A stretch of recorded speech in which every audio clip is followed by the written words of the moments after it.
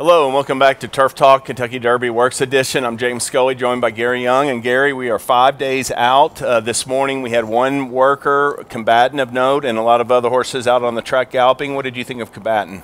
It was your textbook Steve Asmussen last work before the race work, 49-2, big long stride and colt. There was the time he worked, there's a little shadow from the 16th pole protruding onto the track, and he kind of jumped that, but it wasn't an incident whatsoever, and he looked fine, galloped out fine, big long striding horse, and he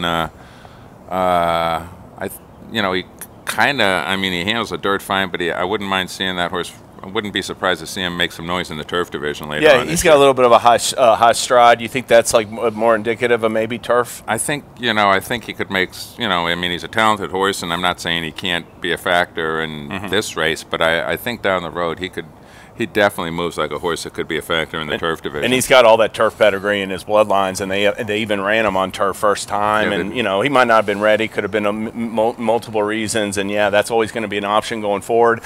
Just want to get your thoughts on what did you think of the Todd Pletcher quartet out there this morning galloping? They look fine. Magnum Moon looked really good. I couldn't knock any of them. Magnum Moon, when he turned around after jogging, he broke into a gallop like he couldn't wait to do it. He was like a kid going to school on the final day of the year. When they turned him around. Yeah, when they turned him around, he just broke into a gallop. He said, "Let's go." So he looked good. He looked good. Let me ask you about Audible. We were talking before with his numbers and the figures he's earned winning the Florida Derby and Holy Bull. A little bit of contention that he could have been favored in 2 of the last 5 Derbies. Perhaps last year he ran faster than Always Dreaming did winning the Florida Derby, and in 2013 Orb was a favorite and he ran faster than he did. So with him being the 4th or 5th possible choice, just the testament to the strength of the field, don't you think? It is. This is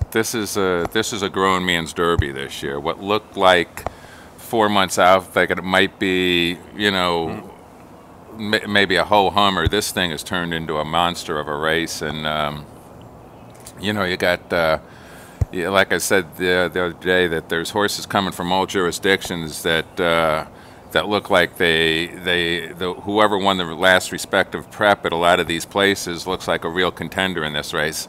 Obviously, I think Justify is the horse, but there's horses from all over the place that are coming in here with a justifiable chance to win the race. No pun intended. All right, and we'll talk to him. We'll get to see Justify on the track, we're hoping, tomorrow, and others. But I wanted to ask you one final question. Mendelssohn ships in today, but he won't be on the track in this training session until Thursday. What do you think about that routine, shipping in late like he will and going through quarantine for the Kentucky Derby? It's something. The quarantine part is it's a little, it doesn't help his chances. Let's face that. But we're dealing with a trainer that has shipped all over the world and won races by shipping long distances, so he probably has this down pretty good. He's the X factor in the race. He really is. We might get a little bit of a sneak preview by seeing the filly that he won, Rhea, that he beat so easily in the UAE Derby. She runs in the Oaks. If she would happen to run a good race in the Oaks, it might give us a little bit of a... Do you like her? You've seen her train. She looks okay. She looks okay. I didn't really see enough to have a real solid opinion one way or another. But if she is right down on the money with Midnight Bisou and Monomoy Girl in the Oaks, it would definitely bode well for Mendelssohn's chances in the Derby. Yes. All right. Well, great. We really appreciate it, Gary. Great stuff, and we'll be back tomorrow for another edition of Turf Talk with Gary Young.